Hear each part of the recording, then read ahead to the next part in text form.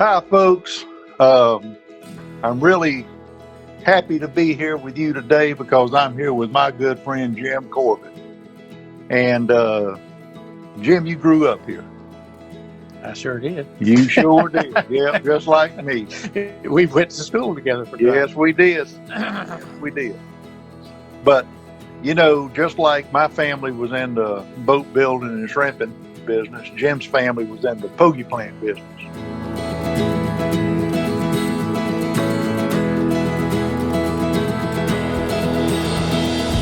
Before we get into the Pogy Plant, Jim, growing up here in Fernandina, and I always ask this question, what was some of your, pick out just a couple of your fondest memories of growing up here in Fernandina?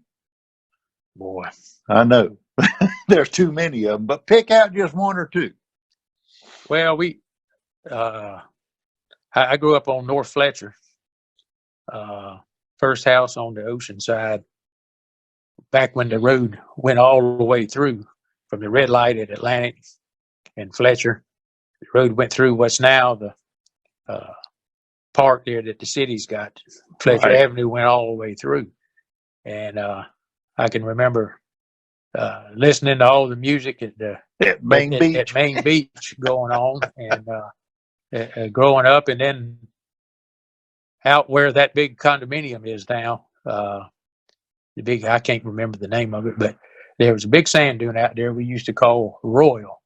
And boy, as kids, we used to go up there and get a piece of cardboard, and it'd take us what seemed like an hour to get to the top of it, and about 3 minutes to get to the bottom of it.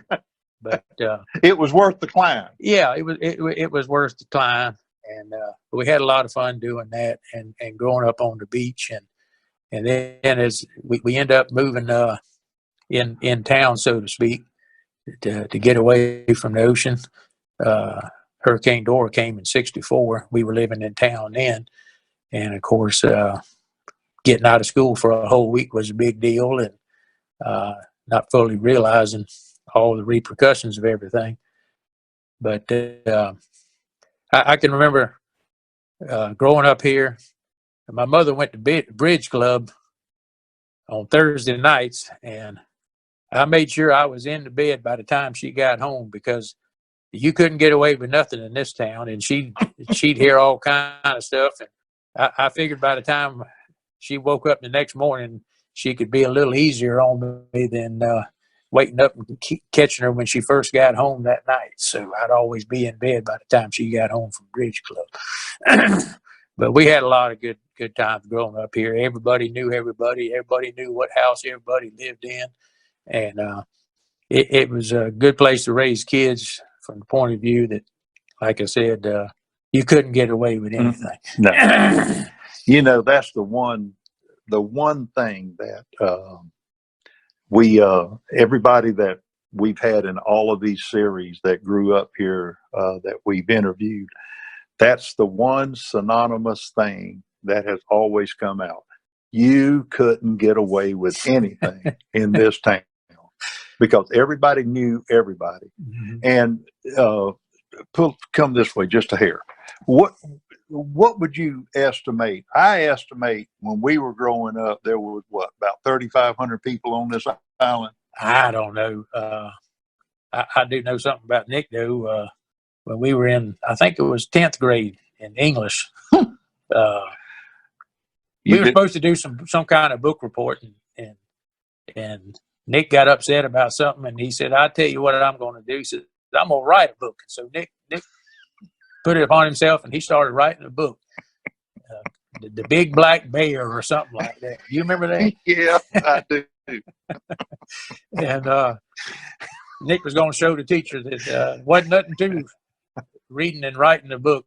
So and he wrote him a book, and as you can see now, he's still carrying that tradition on. So. Well, that was one of the nicer things that I did. Yeah, now you don't have to go any further. You can stop right there. Yeah. Jim, let's talk about the pogie industry. The pogie fish, the reason. Well, let's go to the reason for the pogie fish. Why were the pogie fish what was the purpose of wanting the pogie fish?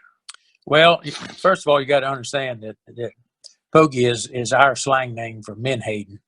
It seemed like each section of the east coast of the United States had a slang name for the menhaden fish. They were called pogies in this area. In other areas, they were called bunkers. Up north, they were called moss bunkers. In some areas, they even called shad.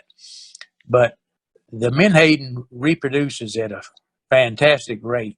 One female menhaden is capable of producing 250,000 eggs, 250,000 eggs. Now that's just one female giving off 250,000 eggs. And so they travel in large schools, and nobody really knows why, but everybody seems to think that probably it's for protection. And they don't eat other fish. They swim with their mouth open and eat plankton or whatever's in the water. And so they're a so-called trash fish, but they're also a predator fish in the sense that a lot of the big fishes that everybody likes to catch will feed on the menhaden.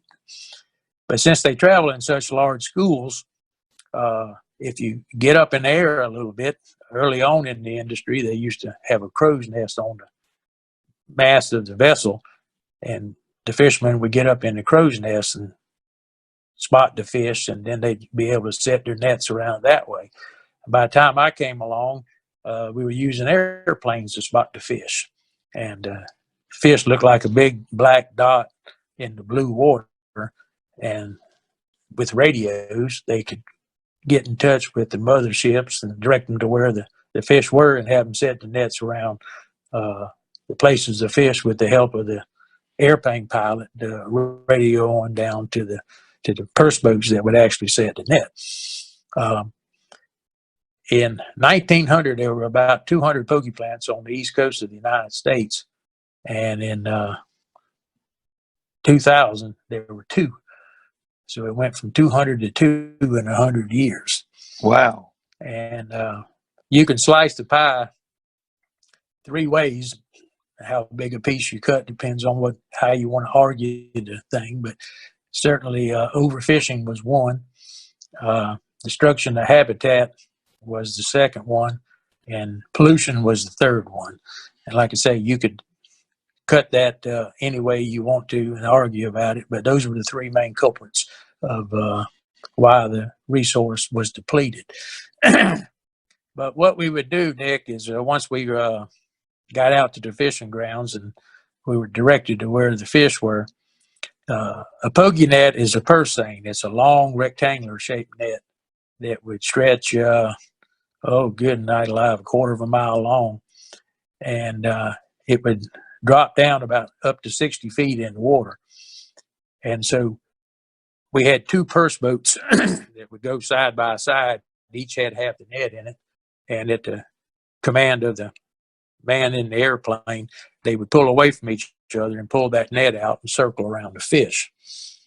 Now, we got a picture of that. We'll be seeing on this interview. The net had a metal ring at the bottom of it that had a rope run through every one of them. And the weight of that metal ring would cause the net to sink. And then the rope that went up through each one of those metal rings was tightened up, and it would close the net from the bottom. It's like a woman's handbag or a woman's purse, where you draw the strings and it closes at the top. You turn it upside down, and that's how it got the name of being a purse seine. No. It had a cork line on the top to keep the net from sinking from the top. And once you went around the fish and closed up the bottom, then it was just a matter of working your net back into the boats. And you had to be careful how you worked it back in there, because that's the way it was coming out the next time you set the net. And you'd concentrate the fish in the center of the net. And then we had a 10-inch pump that we would drop into that triangle between the 2 purse boats and the mothership. And that pump would pump seawater. The fish happened to be into the seawater, and they'd pump them on board the vessel. I see. And we had a housing unit on top of the fish hole that the fish would fall on the screen and go into the boat. The water would go through the screen, and come out the other side of the boat. And then when we got back to the dock, we'd flood the fish hole with water. And here again, we had a pump that would pump that water out and pump the fish up to the processing ground. Now, when you got it to the processing ground here, and we're at the Pogy Plant today, but this is where you started cooking the fish and squeezing the fish, getting the oil out of the fish. And I know you wanted the fish oil. That was one thing, because we used the fish oil at the boatyard for a couple of things. And then you wanted once they were cooked, you wanted the meal of the fish. Tell me a little bit about the product. Well, the process was the fish were fed into a enclosed auger. It was totally enclosed, and it ran about 40 feet long and had steam pushed into that enclosed auger in several places, so that by the time the fish traveled the whole 40-foot length of that enclosed auger with the steam shot into it, it would be kind of a slush coming out the end. That slush of the liquefied fish, perhaps you could say, went into a press. And here again, the press was an auger where the shaft of it got thicker and thicker, and the blades got shorter and shorter, so it concentrated all that together. And the liquid part would go out the bottom, and then what we used to call the press cake would come out the other end. That press cake was about 50% moisture, and we had to run it through a dehydrator to get that moisture out of it, and that made the fish meal. And that also created the odor that the Pogy Plant was famous for. Whenever we dried out those that fish cake, or that press cake, as we called it, the water that came out from underneath the fish press was then heated up to 180 degrees, where it would separate the oil from the water and run through a centrifuge, basically on the same type of process as taking milk and getting the cream out of it. Most of the fish oil at the time that we were producing was sent overseas, or it was used as an additive in cosmetics, or anything to prevent rust. A lot of paints carried fish oil in it. Let's go to the cosmetics. Revlon was a big. Oh, yeah. Yeah. Listen up, ladies. Listen up. I just want you to understand this lipstick that we all like, even us guys. I mean, now we don't buy it in the tubes. We would rather kiss you and get some that way. But a lot of that was fish oil. So, well, that fish oil was refined to some degree. Yeah. And quite frankly, now it's they use synthetic oils in most of the cosmetics. They don't use the fish oil. Now, I just got to say, the smell, back to the smell, for you guys that are newcomers and you weren't here in the day when they were processing the fish, you prayed for a wind blowing north, because, oh boy, the smell. Now, for all of us who were born and raised here, it didn't seem to bother us too much. I know it never bothered me, but man, I tell you what, if you were new to town or you were visiting and they were processing the fish, it was like, wow, you have got to be kidding me. What is this smell that I'm smelling? And of course, it was the Pogy Plant cooking fish. Well, once we dried those fish out that created the odor, fish meal was used mostly in animal rations. And a lot of chickens, poultry industry bought a lot of the fish meal to use in feeding the chickens. And like I said, the fish oil mostly went over to Europe to be used as the same way we use vegetable oils and animal fat. Basically, the fish oil is the fat that's in that's in the fish.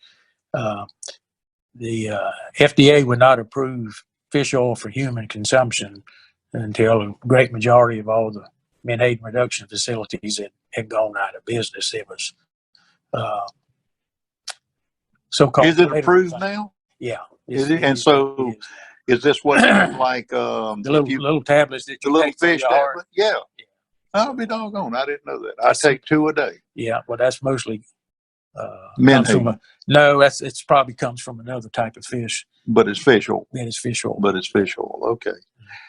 Jim, did you ever think, you know, I know I didn't, but did you ever think we would realize and see the growth that we have today? No, it shows the prosperity of the country. I use that as an example that the odor that we talked about, Nick, that was highly acceptable whenever we were coming up, and certainly for generations ahead of that. Our company started in 1911, so we've been around a long time. But it was after the Second World War and the greatest generation and getting on into the 60s and 70s where people wanted to come be near the water. And all of a sudden, because of the prosperity of the country, you could make a case that this odor that you and I had no problem with, other than the fact we knew it smelled, it became unacceptable. And so the state of Florida basically told us that if we didn't do something about the odor, we'd have to shut down. And what we did is we created a furnace where we were able to siphon off the gases from drying out the fish and literally burn them up to help take care of that odor. And then in the late 1980s, that piece of equipment it went on to blink, and it needed to be reworked, and it was going to be very expensive to do that. And so we asked the state of Florida for a variance until we could get that finished, because it was right in the middle of the fishing season. And they denied our request for the variance, and so we were forced to shut the fishing operations down. So that's what actually, we were one of the last ones on the East Coast to shut down. There probably were only 6 plants running whenever we finally shut our operation down. But the pogie fish migrate, and in the wintertime they move back down this way, and then of course they migrate back up to the northern part of the Atlantic Ocean in the So they months. basically a cold water fish. Well, it's a warm water fish. And but similar to a shrimp, when those females produce the eggs are washed inshore, and that's where the menhaden grew up. Oh, okay. And they mature and they come out of the rivers. So you get local fish throughout the year, but if the fish lives to be longer than a year old, they begin that migratory pattern of heading north in the summer, similar to what people do, and heading back south in the winter. Okay, I got you. Well, the Pogy Plant, the most of it is still intact and still here today, although it's some of it is just rented out to tenants, and they do, you know, different waterfront jobs and projects and things like that. Well, Jim, I'm sure that our viewers are going to get a lot out of the Pogy Plant. They're going to understand what the Pogy Plant's all about. Everybody, especially the newcomers, they hear about the Pogy Plant. They know the Pogy Plant's here, but have no idea what the Pogy Plant was all about and what it did. This, that, and another. Well, you keep talking about the Pogy Plant. Actually, Nick, there were 3 Pogy Plants out here. Smith family had a Pogy Plant, and Quinn Menhaden was just south of us, and then Nassau Fertilizer, our company, was in the center. So they're actually, in its heyday, right after the Second World War, there were 3 separate Pogy Plants out here, each one of them fishing between 5 and 10 boats. And the crew on a boat at that time was 26 people. So you can imagine how many people were employed out here at one time in the menhaden industry. Yep, huge industry. Oh, yeah. Once upon a time, St. Mary's had a Pogy Plant. There was a Pogy Plant over at Fort George as well, just in this area. So menhaden production was pretty strong. And the original use of it, why our company name is Nassau Fertilizer, was that the fish was used as a fertilizer. Mm-hmm. Absolutely. Before they switched and started using it in animal rations. Yeah. Legend has it that the Indians showed the Pilgrims how to plant corn, and they put a fish in there as a fertilizer. Yeah. And the assumption is that was probably a pogie fish or a menhaden that the Indians showed. Well, inshore could catch it with a net, and probably wade out there and set a net and pull them in like a seine net. Yeah, I could understand that. Yeah, and they used to take them and boil them. Mm-hmm. And of course, with that, once they boiled the fish and got the temperature up high enough, that oil would separate, Mm-hmm. and they could use that oil the same way they used to light lamps and all kinds of stuff. Yeah. Well, same thing with the whale oil. Mm-hmm. Take the blubber, boil it. Here comes the oil. Very similar. Very similar to that. Mm-hmm. Dadgum. Well, Jim, I thank you for the interview, and we hopefully we're going to do some more interviews with you as time goes on, because this whole series is, like I said, is going to take about 15 months to do, and but I've enjoyed it. I hope you've enjoyed it, and folks, I hope you. All the old timers are really going to get a kick out of this, thinking back at the Pogy Plant, looking at the photographs that you've been so gracious to share with us for this segment. And I do appreciate it. I really do. Well, it's good to see you. Bring back old memories. I know. A lot of crazy things that sometimes all of us that grew up in the fishing industry. Yes, I'm surprised we're both still here. Really, if you want to know the truth about it. I hear that. But for all the for all of us that grew up here, I know this is going to spark some memories. And for all of you guys that are new here, I hope it helps you just realize what it was like to grow up here in Fernandina in the 50s and 60s. And so anyway, until next time, we'll see you on the road, and God bless. Amen.